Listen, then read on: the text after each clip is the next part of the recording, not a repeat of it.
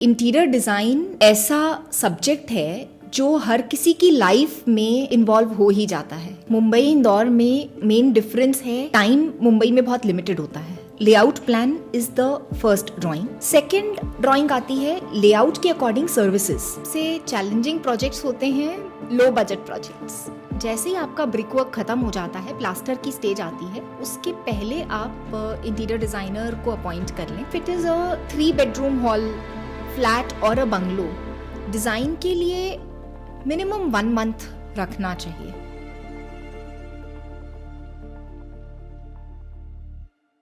Ma'am, जैसे आपने बताया कि कॉन्ट्रैक्टर्स हायर करते समय कुछ बातों का ध्यान रखना चाहिए, ऐसे ही इंटीरियर डिजाइनर हायर करने के पहले भी किन बातों का ध्यान रखना चाहिए? इंटीरियर डिज़ाइनर हायर करने के पहले ये समझना ज़रूरी है कि जिसको आप हायर कर रहे हैं उसका एक्सपीरियंस कितने साल का है। ठीक है। आजकल ट्रेंड है, कई फ्रेशर्स जो हैं वो कॉलेज से पास आउट होते से हार्डली कुछ 5-6 मंथ्स का एक्सपीरियंस लेके खुद का वर्किंग स्टार्ट कर देते हैं। उनको डिज़ाइन करना चाहे आता होगा, वो एक बहुत ही सब्जेक्टिव मैटर है, पर टेक्निकल चीज़ें उनको समझ में उतनी नहीं आती है। फिर वो कॉन्ट्रैक्टर्स के ऊपर डिपेंडेंट हो जाते हैं और कॉन्ट्रैक्टर्स फिर जैसा उनको गाइड करते हैं वो वैसा काम करवाते चले जाते हैं और कुछ मटेरियल्स के इंस्टॉलेशन में इश्यूज आने लगते हैं। कुछ जो स्टैंडर्ड्स की मैंने बात कही थी कि क्या हाइट होनी चाहिए फर्नीचर्स में, क्या विड्थ प्रोपोर्शंस होने चाहिए, वहाँ कहीं गड़बड़ हो जाती है, या टेक्निकली किसी प्रोडक्ट को लगाने में या चूज़ करने में गड़बड़ हो जाती है और बाद में क्लाइंट को उसी काम को फिर से करवाने में डबल एक्सपेंस बढ़ जाता है, टाइम वेस्ट हो जाता है। तो किसी भी डिज़ाइनर को हायर करने के पहले एटलीस्ट उसका कितने साल का एक्सपीरियंस है एक बार वो देख लेना चाहिए। और दूसरा ये भी समझना चाहिए कि क्या वो इंटीरियर डिज़ाइनर आपके टेस्ट को समझ पा रहा है, आपकी लाइफस्टाइल को समझ पा रहा है, क्योंकि ऐसा नहीं होता कि हर किसी का नेचर दूसरे किसी के नेचर के साथ बहुत इजीली जेल कर जाए। एक इंटीरियर डिज़ाइन प्रोजेक्ट इतने टाइम तक चलता है कि उस ड्यूरेशन में इतना इंटरेक्शन होता है कि आपका कंफर्ट जोन अगर नहीं होगा और इंटरेक्शन नहीं होगा तो प्रोजेक्ट बहुत अच्छा नहीं निकल के आएगा। तो जिसके साथ आप इजीली इंटरेक्ट कर पा रहे हैं, कोऑर्डिनेट कर पा रहे हैं, कम्युनिकेट कर पा रहे हैं, जो आपको समझ पा रहा है, वो आपका काम बहुत अच्छे से कर सकता है। अगर आपकी मैं बात करूं, आपने आपके करियर के स्टार्टिंग में जब इंटर्नशिप से स्टार्ट किया होगा, तो आपने पहले खुद को कितना समय दिया इस चीज़ के लिए प्रिपेयर करने के लिए कि मैं अब क्लाइंट्स को हैंडल कर सकती हूँ? आई टुक 5 years ऑफ टाइम। 5 इयर्स के बाद में आपने आपकी प्रैक्टिस फिर स्टार्ट की थी। यस। तो आपने मैम 5 इयर्स लिए, उसके बाद से कंटिन्यूसली आपकी प्रैक्टिस मुंबई के बाद में फिर आप इंदौर में कर रहे हैं। मेनली मटेरियल्स की बात करें तो एक इंटीरियर डिज़ाइन करने में मेनली कौन-कौन से मटेरियल यूज़ होते हैं? मटेरियल्स में फर्नीचर में वुड प्रोडक्ट्स यूज़ होते हैं। वॉल्स पर पनिंग और पेंट यूज़ होता है। सीलिंग में जिप्सम है, ग्लास है, स्ट्रेच्ड सीलिंग है, बहुत सारे मटेरियल्स यूज़ होते हैं। लेकिन जो बेसिक मटेरियल्स हैं, बेसिक मटेरियल्स की क्वालिटीज़ को समझना, परखना बहुत ही आसान होता है। तो बेसिक मटेरियल्स वही रहते हैं, सिर्फ फिनिशिंग मटेरियल्स हैं वो चेंज होते चले जाते हैं ट्रेंड्स के साथ में। एग्जैक्टली। इसमें जो वॉल्स पे आपने पनिंग का बताया, तो वो पहले जैसे पुट्टी होता था, उसका अल्टरनेटिव है शायद पनिंग, लेकिन अभी इतना एक्टिवली यूज़ नहीं हो रहा है, मुझे ऐसा लगता है। पनिंग के क्या बेनिफिट्स है? पनिंग करना कितना सही है पुट्टी कराने की कंपैरिजन में? ब्रिक वॉल्स जब बनती हैं तो सिविल में ब्रिक वॉल्स का अलाइनमेंट, उसका परपेंडिकुलर होना, सूत सावल में होना ज़रूरी नहीं होता है। तो अगर आपने नया कंस्ट्रक्शन लिया है या फिर आपका कंस्ट्रक्शन पुराना भी है, तो आप ये मान के चलिए कि ब्रिक वर्क में डिफेक्ट्स होंगे ही, और वो डिफेक्ट्स जो हैं आपके फर्नीचर में और फिनिशिंग में दिखने ही लगते हैं। उनको अवॉइड करने के लिए पनिंग की जाती है। पनिंग करना मतलब वॉल की सरफेस को परफेक्टली अलाइन कर लेना, एग्जैक्ट लाइन लेवल में लेकर आना। लाइन लेवल में जब आप चीज़ें ले आते हैं तो लाइट इफेक्ट भी बहुत अच्छा आ जाता है। आपके फर्नीचर में, प्लाईवुड में जो भी वर्क होता है उसमें भी कहीं आपको गैप्स या फिलिंग्स करने की ज़रूरत नहीं पड़ती, गैप्स नहीं आती। फर्नीचर एकदम स्ट्रेट बनता है, परपेंडिकुलर बनता है। ड्रॉर्स जो हैं आपके एकदम स्मूथ खुलते हैं। पल्ले जो हैं एकदम अलाइंड रहते हैं। पल्लों का झूलना, ये सारे जो ड्रॉबैक्स हैं ये ओवरकम किए जा सकते हैं पनिंग पनिंग करने के से। ओके। इसके बाद अगर हम बात करें मैम, जब कोई भी क्लाइंट घर बनाते हैं तो आजकल डबल हाइटेड एरिया बहुत ट्रेंडिंग में है। हर किसी को चाहिए डबल हाइटेड एरिया बनाना। डबल हाइटेड एरिया कब बनाना चाहिए, मतलब आपका प्लॉट्स का डायमेंशन एटलीस्ट कितना हो और क्या साइज में हो? डबल हाइटेड एरिया मतलब स्पेस को ग्रैंड बनाने के लिए यूज़ किया जाता है। अब स्पेस को ग्रैंड बनाने की ज़रूरत कहाँ पड़ सकती है? या तो आप जहाँ अपना मैक्सिमम टाइम स्पेंड करते हैं वो स्पेस में एक ओपन फीलिंग आए, ग्रैंड फीलिंग आए, वहाँ आपको बनाना चाहिए। दैट मीन्स वो लिविंग डाइनिंग्स हो सकते हैं, या जो गेस्ट स्पेसेस होती हैं वो आपको ग्रैंड दिखानी है, जैसे ड्राइंग रूम हो सकते हैं। उसके अलावा बेडरूम्स, ड्रेसिंग रूम्स, वॉशरूम्स, यहाँ डबल हाइट्स की कोई ज़रूरत नहीं होती। थर्ड जो डबल हाइट एरिया का एप्लीकेशन है वो है स्टेयरकेस लॉबीज़। अगर आपके घर के अंदर ही स्टेयरकेस आ रहा है तो स्टेयरकेस से कनेक्टिविटी बनी रहती है कि नीचे से आप ऊपर कम्युनिकेट कर सकते हैं। अगर नीचे 2 रूम्स हैं या नीचे 1 रूम है और बाकी बेडरूम्स ऊपर हैं, नीचे लिविंग ड्राइंग है, तो फैमिली में मेंबर्स आजकल तो बहुत लिमिटेड होते हैं। बिल्कुल। अगर हाउस लेडी नीचे वाले फ्लोर पे है, किचन में है और बच्चे ऊपर हैं, तो उनके लिए कम्युनिकेट करना बहुत डिफिकल्ट हो जाता है अगर डबल हाइट स्पेसेस नहीं है तो। एक होता है कम्युनिकेशन और दूसरा होता है घर में अकेलापन ना लगे। दैट इज़ वेरी इंपॉर्टेंट कि आजकल जो न्यूक्लियर फैमिलीज़ हैं उसमें इतने लिमिटेड मेंबर्स हैं घर में कि अगर डबल हाइट एरियाज ना दिए जाएं तो कहीं एक कोने में बच्चा बैठा है, दूसरे कोने में उनकी वाइफ है और तीसरे कोने में हस्बैंड है, तो लगता ही नहीं कि वो एक घर में है। तो घर की कनेक्टिविटी बनाने के लिए डबल हाइट जोन्स यूज़ करने चाहिए। लेकिन डबल हाइट जोन्स डिसाइड करने के लिए स्पेस का प्रपोर्शन बहुत इंपॉर्टेंट होता है। जैसे हम बात करें कि एक 10 बाय 10 का रूम है, उसको अगर आपने डबल हाइट दे दी, 20 फीट कर दी, तो वो एक वाटर टैंक जैसा लुक देने लगेगा। तो आपके स्पेस का प्रपोर्शन क्या है, लेंथ और विड्थ क्या है, उस पे भी डिसाइड किया जाता है कि यहाँ पर डबल हाइट लेना प्लेजेंट लगेगा या अनप्लेजेंट लगेगा। इसके बाद अगर हम बात करें मैम डबल हाइटेड के बाद किचन की, तो किचन में अलग अलग टाइप्स एंड शेप्स होते हैं। बेसिक क्या शेप्स होते हैं उसके बारे में आप थोड़ा डिटेल में बताइए, और कहाँ पर किस टाइप का शेप यूज करना चाहिए? किचन्स में शेप्स जो होते हैं, स्टार्टिंग में 2 ही शेप्स पॉपुलर थे। One was L shaped platform और दूसरा था U shaped platform. U shaped में C, broken U and standard U 3 shapes होते थे। पर आजकल क्योंकि या तो स्पेसेस बहुत छोटी हो गई हैं, जैसे अपार्टमेंट्स हैं वो बहुत छोटे हो गए हैं, या फिर स्पेसेस बहुत बड़ी हो गई हैं, लग्जरी बंगलोज बहुत ज़्यादा एनलार्ज्ड स्पेसेस में प्लान किए जाते हैं। तो जो स्पेसेस छोटी हैं वहाँ पर पैरेलल किचन्स, गैली किचन्स या कॉरिडोर किचन्स प्लान किए जाते हैं। दैट मीन्स एक प्लेटफॉर्म उससे पैरेलल दूसरा प्लेटफॉर्म, मतलब उस प्लेटफॉर्म के कंटिन्यूटी में एल में या यू में कोई प्लेटफॉर्म नहीं मिल पा रहा है, तो पैरेलल किचन भी बहुत ही कंफर्टेबल होता है, जिसमें आप एक प्लेटफॉर्म पर कुकटॉप प्लान कर सकते हैं और दूसरे प्लेटफॉर्म पर सिंक और उसके थर्ड एंड पे रेफ्रिजरेटर प्लान कर सकते हैं। बीच में जहाँ स्पेस वर्कआउट हो वहाँ इलेक्ट्रॉनिक अप्लायंसेस के लिए स्पेस निकल जाती है। और जहाँ लग्जरी किचन्स की बात करें हम, 2-3 कॉन्सेप्ट उसमें आ गए हैं। एक है ब्रेकफास्ट टेबल का कॉन्सेप्ट कि सेंटर में ब्रेकफास्ट टेबल प्लान की जा सकती है, या फिर सेंटर आइलैंड प्लान किया जा सकता है। आइलैंड का यूज़ जो है वो कुकिंग के लिए भी यूज़ हो जाता है, और आइलैंड एक प्रेपरेशन काउंटर जैसा भी काम में आता है। तो ये सारे शेप्स हैं जो किचन में पॉसिबल हैं। किचन में एक और बहुत इम्पॉर्टेंट पॉइंट है, वो है वर्किंग ट्राइंगल। वर्किंग ट्राइंगल मतलब जो 3 मेजर एक्टिविटीज़ होती हैं एक किचन में, cooking, washing which is with a sink and refrigeration. तो इन तीनों इक्विपमेंट्स का जो डिस्टेंस है वो मायने रखता है किचन को कंफर्टेबल बनाने में। तो कुछ स्टैंडर्ड्स हैं जो डिज़ाइनर्स जानते हैं और अगर फॉलो करते हैं तो they give a very good output to their clients. वहीं किचन के बाद में अगर हम बात करें तो सीलिंग्स भी अलग अलग टाइप्स की होती है। कमर्शियल्स में अलग होता है, रेसिडेंशियल में अलग होता है। बट अगर हम अभी रेसिडेंशियल की बात करें तो मेनली किस टाइप की सीलिंग्स होती है और कहाँ पर कौन सी सीलिंग यूज करना चाहिए? सबसे कॉमन सीलिंग है जिप्सम सीलिंग। पहले पीओपी सीलिंग के नाम से जो सीलिंग चलती थी, आज भी लोग पीओपी से ही जानते हैं, मतलब पीओपी हाँ, मतलब सीलिंग। जी जी। पीओपी जो था वो एक पाउडर मटेरियल है जिसको पेस्ट बना के और जाली के फ्रेमवर्क पे लगाया जाता था, जिसमें बहुत ज़्यादा टाइम लगता था। फिनिशिंग तो अगर कारीगर अच्छा है तो बहुत अच्छी लाई जा सकती है, पर over a period of time gypsum board जो है वो मार्केट में आ गया, तो पीओपी सीलिंग को रिप्लेस कर दिया जिप्सम बोर्ड ने। आज भी जहाँ कुछ गोलाई में सीलिंग्स बनानी है, कुछ डिज़ाइनर फॉर्म्स बनाने हैं, मोल्डिंग्स, हाँ मोल्डिंग्स हैं, कुछ डिज़ाइनर फॉर्म्स बनाने, कर्व्स बनाने हैं, तो उसके लिए पीओपी सीलिंग यूज़ की जाती है।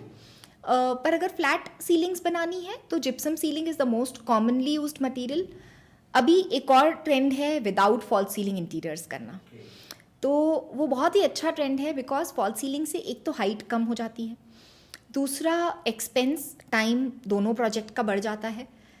पर विदाउट फॉल्स सीलिंग इंटीरियर्स करने के लिए आपको जैसे मैंने ब्रिक वर्क पे कहा था इंटीरियर डिज़ाइनर को हायर करना, उस टाइम पे हायर करना ज़रूरी है, ताकि आप छत जब डलती है तभी इंटीरियर के अकॉर्डिंग इलेक्ट्रिकल पॉइंट्स छुड़वा दें।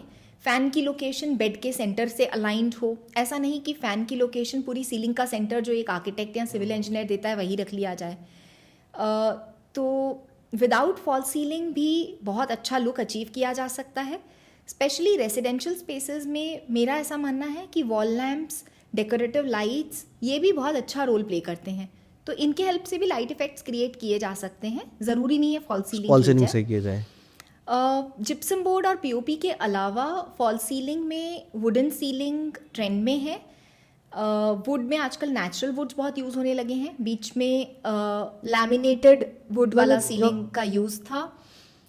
इसके अलावा स्ट्रेच फैब्रिक सीलिंग भी काफ़ी ट्रेंड में है। स्ट्रेच फैब्रिक सीलिंग में प्रिंट्स जो हैं वो भी किए जा सकते हैं digitally, so you can print a sky in the ceiling, you can do, अगर चिल्ड्रन रूम है या कोई होम थिएटर है तो आप स्पेस प्रिंट करवा सकते हैं।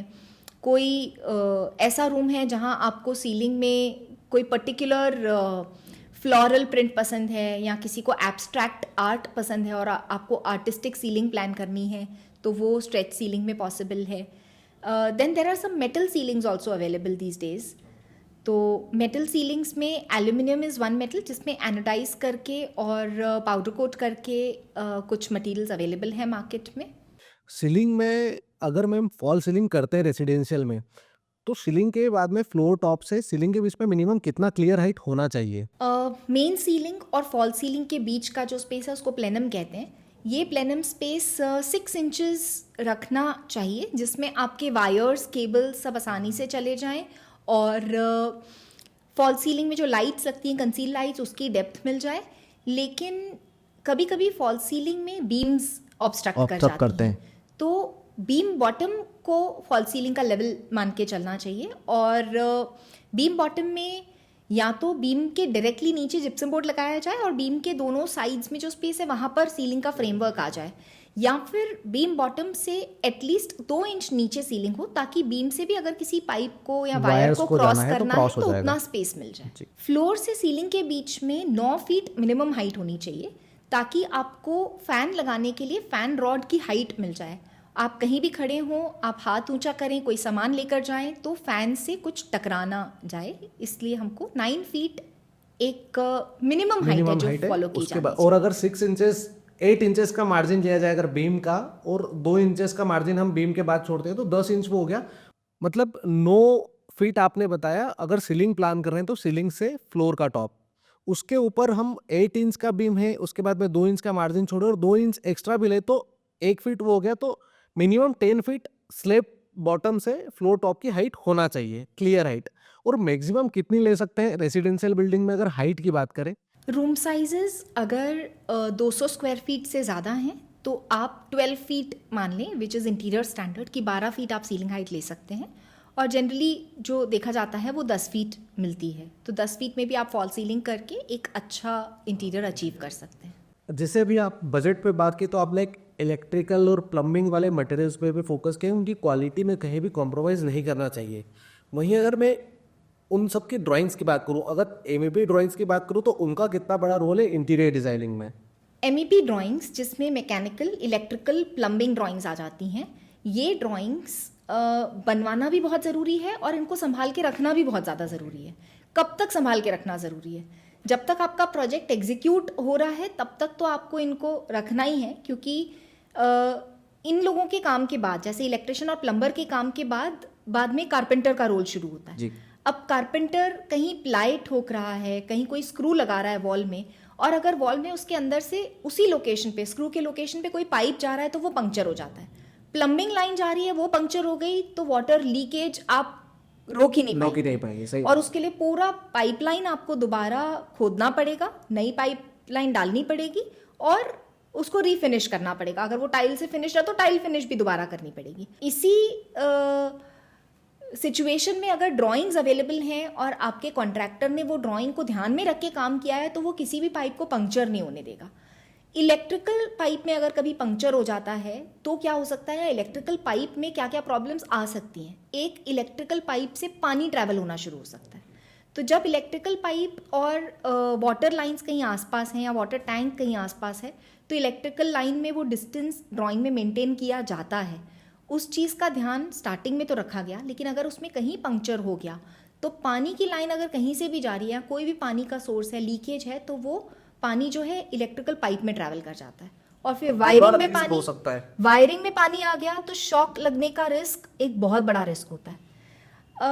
एक बार प्रोजेक्ट एग्जीक्यूट हो गया, मान लीजिए आपने ड्राइंग्स बनवा ली, एग्जीक्यूशन के टाइम पे ड्राइंग्स का ध्यान भी रख लिया, लेकिन फ्यूचर में आप कहीं वॉल क्लॉक लगाना चाह रहे हैं, कहीं वॉशरूम में कोई टॉवल रॉड लगाना चाह रहे हैं, tissue paper, toilet paper holder लगाना चाह रहे हैं, कुछ भी XYZ एलिमेंट लगाना चाह रहे हैं, आपको वो ड्राइंग्स रेफ़र करना बहुत ज़्यादा ज़रूरी है, क्योंकि सालों के बाद या 6 महीने के बाद भी ध्यान नहीं रहता है कि पाइप कहाँ डला था। बिल्कुल सही बात है। और वो ड्राइंग्स अगर हैंडी हैं तो आप कोई भी एक ड्रिल करने के पहले चेक कर लें कि वहाँ से कोई पाइप नहीं जा रहा है और आप इजीली ड्रिल कर लें या अपनी ड्रिल की लोकेशन को चेंज करा, या फिर जिनसे ड्रिल करा रहे हैं उन्हें भी बता दें कि यहाँ पर पाइप ले, नहीं तो बताना बिल्कुल ज़रूरी है और इन चीज़ों से, इन खतरों से बचें। एज ए इंटीरियर डिजाइनर क्या आप बताना चाहेंगे कि वास्तु का कितना बड़ा रोल है इंटीरियर डिजाइनिंग में? वास्तु मतलब नेचर की एनर्जीज को सिंक्रोनाइज्ड रखना अपने बिल्डिंग स्ट्रक्चर में, इंटीरियर्स में। नेचर की जो एनर्जीज हैं वो हम सबके ऊपर इम्पैक्ट करती है। आज हमारी हेल्थ हो, हमारा माइंडसेट हो, हमारी वर्क एफिशिएंसी हो, सब कुछ नेचर पे डिपेंड करता है। आप रात को ठीक से सोएंगे नहीं तो आपका अगला दिन खराब होगा। अब वास्तु का इसमें क्या रोल होता है? कुछ डायरेक्शंस होते हैं जिस डायरेक्शन में एनर्जी फ्लो हाई होता है और कुछ डायरेक्शंस होते हैं जहाँ पे एनर्जी फ्लो लो होता है। तो आपको सोना ऐसे डायरेक्शन में चाहिए जहाँ एनर्जी फ्लो लो है, ताकि आपको पीसफुल स्लीप मिल सके। आपको कुक ऐसे डायरेक्शन से करना चाहिए जहाँ से ग्रोथ और प्रॉस्पेरिटी की एनर्जी फ्लो करती है। आपको काम ऐसी जगह करना चाहिए या फाइनेंशियल्स जो है वो ऐसी जगह रखने चाहिए जहाँ कुबेर का वास हो। तो अगर हम इंटीरियर्स प्लान ही कर रहे हैं और वास्तु को ध्यान रख लिया जाए तो कोई नुकसान नहीं है, लेकिन फ़ायदा जो है वो तो आप अवेल कर ही सकते हैं। तो वास्तु के हिसाब से इंटीरियर्स करवाएं, it's very good. Completely vastu के अकॉर्डिंग इंटीरियर करवाना कभी कभी पॉसिबल नहीं होता है, तो जो छोटे छोटे लेकिन इम्पॉर्टेंट वास्तु के पॉइंट्स है वो हर इंटीरियर डिज़ाइनर को कंसिडर कर लेना चाहिए और क्लाइंट को भी कहना चाहिए कि हमको बेसिक वास्तु फॉलो करना है। मैं आपसे एक एडवाइस चाह रहा हूँ कि अगर किसी स्टूडेंट को इंटीरियर डिजाइनर बनना है तो उसके लिए उसका सही रास्ता क्या है? इंटीरियर डिज़ाइन करियर परस्यू करने के लिए पहला आप ड्यूरेशन ऑफ कोर्स जो चूज़ करें वो 3 इयर्स कोर्स चूज़ करना चाहिए, बिकॉज 3 इयर्स में आप सारे सब्जेक्ट्स को फंडामेंटली स्टडी कर लेते हैं। 3 इयर्स कोर्स कौन कौन से कॉलेजेस में अवेलेबल हैं वो कॉलेजेस को रिसर्च करना, वो कॉलेजेस किस यूनिवर्सिटी से एसोसिएटेड हैं वो समझना और कॉलेज विज़िट करना। कॉलेज विज़िट करने से बहुत क्लैरिटी मिलती है कि कॉलेज में, इंटीरियर कॉलेजेस में इंटीरियर वर्क डिस्प्ले किया जाता है। तो इंटीरियर वर्क जिस कॉलेज में डिस्प्लेड है उसमें डिटेल ड्राइंग्स वगैरह डिस्प्ले की जाती हैं, मॉडल्स डिस्प्ले किए जाते हैं, वो उस बच्चे को कितना इंटरेस्टिंग लग रहा है। बिल्कुल सही। अगर उसको वो ड्राइंग देखने में इंटरेस्टिंग लग रही है तो शायद वो बनाने में भी जा सकता है। लेकिन अगर उसको दिखने में बहुत कॉम्प्लिकेटेड लग रही है और स्ट्रेस आ रहा है तो उसको फिर से सोचना चाहिए कि उसको इंटीरियर डिज़ाइन करियर परस्यू करना है नहीं करना है, क्योंकि हमारे फील्ड में ड्राइंग्स बहुत ज़्यादा ज़रूरी होती हैं। स्टार्टिंग तो ड्राइंग से होती है। और दूसरा एक पॉइंट है कि इंटीरियर डिज़ाइन में कंटिन्यूस हार्ड वर्क करना पड़ता है, मतलब आप एक दिन भी ब्रेक नहीं ले सकते।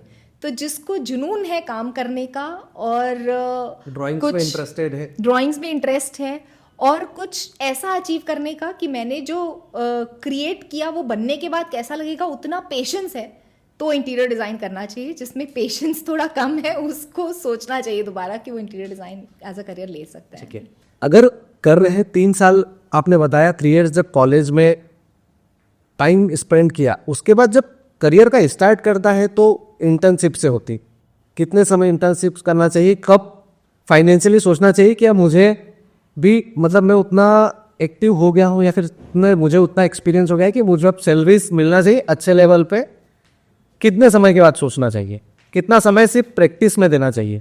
इंटर्नशिप आजकल 3 मंथ्स तक रिस्ट्रिक्ट कर दी गई हैं।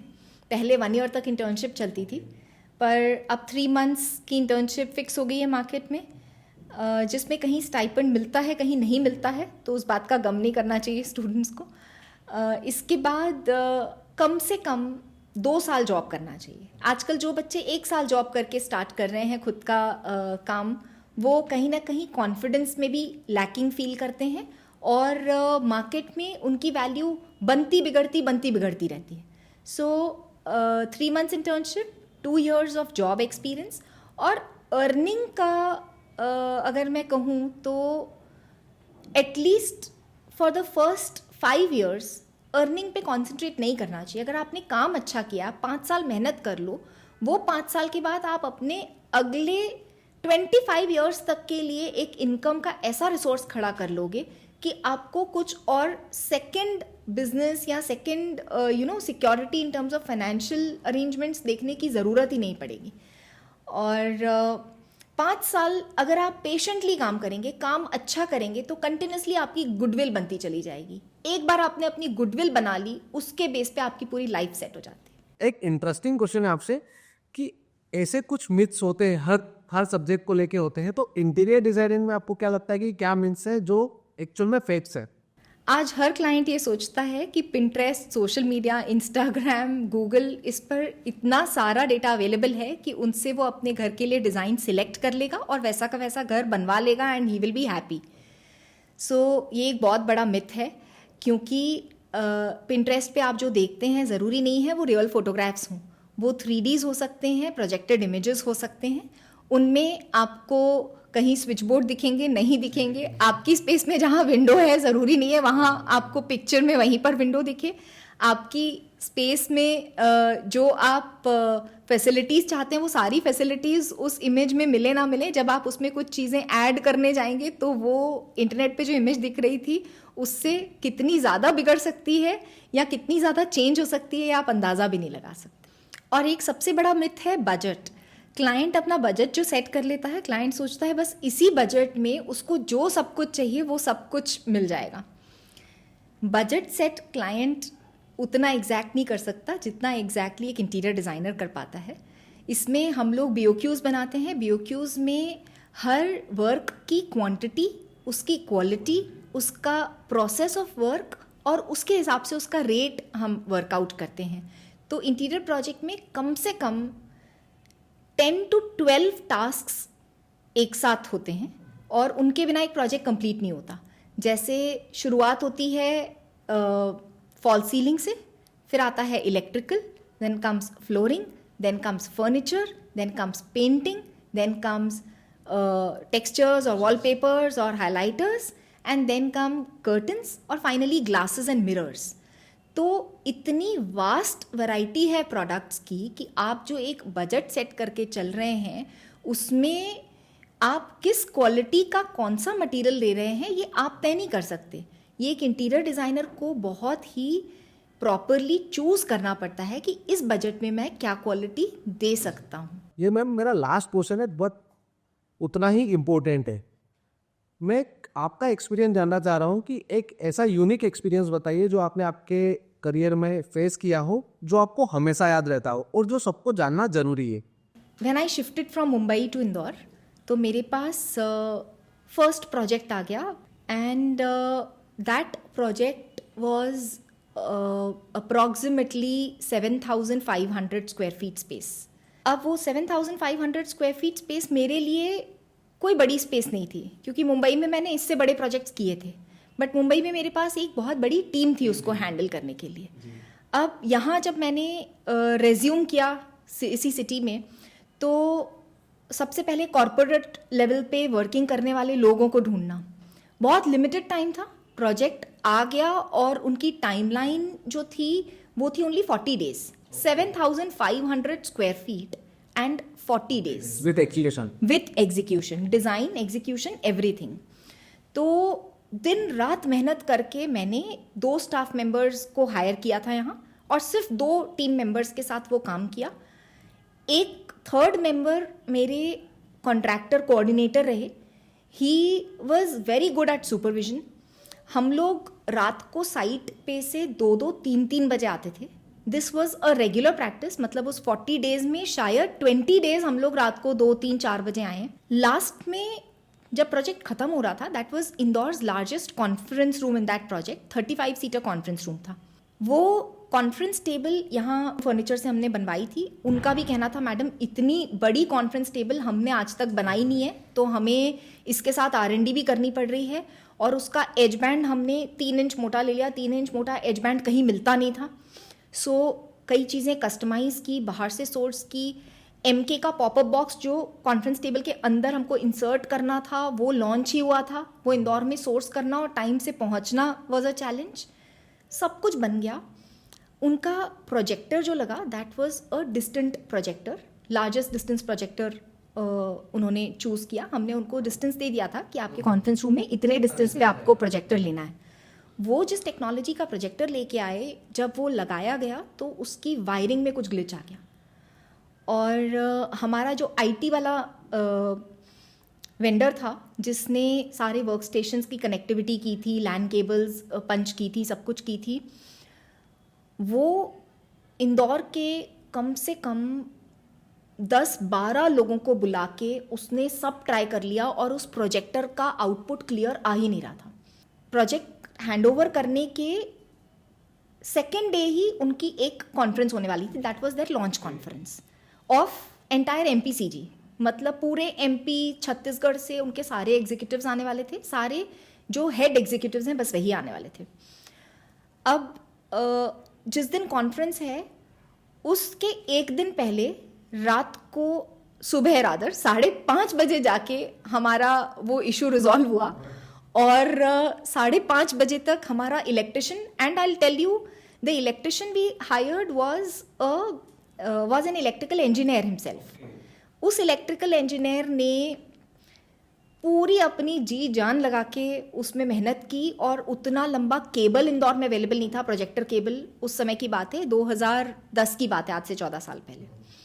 तो उतना लंबा केबल लेने वो स्पेशली इंदौर से, उसने मुंबई से मैंने उसको कनेक्ट कर दिया, बट वहाँ से केबल आ नहीं पा रहा था, तो उसने एक बंदे को भेजा, सुबह भेजा और फ्लाइट से भेजा।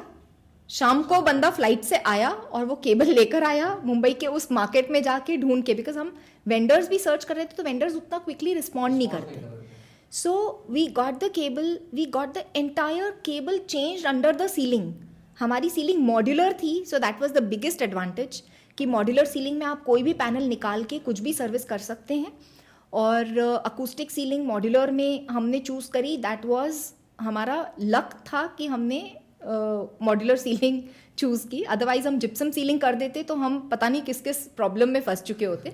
और सुबह 5:30 बजे जब वो इशू रिजॉल्व हुआ तो entire team was so happy. And next day morning 10 बजे उन लोग का पंच टाइम है, उन्होंने पंचिंग की। तो सबसे पहले हर कोई जो भी हेड आता वो सबसे पहले कॉन्फ्रेंस रूम में आकर देखता कि इनका ये प्रॉब्लम सॉल्व हुआ कि नहीं।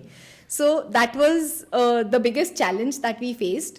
एंड 40 डेज में हमने वो प्रोजेक्ट फिनिश किया. The project cost was I think some 60+ lakh project cost थी, और वो हमें टाइम टू टाइम रिलीज होता रहा and we were happily out of it.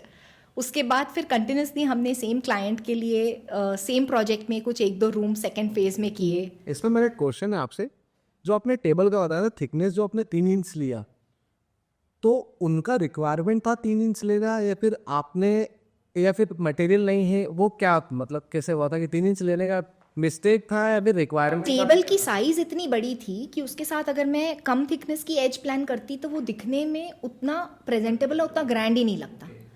तो हमने 3 इंच ले तो लिया, लेकिन अब यहाँ के जो मॉड्यूलर मैन्युफैक्चरर्स हैं, हमने शायद एक्सपेक्ट नहीं किया था कि वो इस विड्थ का एज बैंड सोर्स कर पाएंगे या नहीं कर पाएंगे.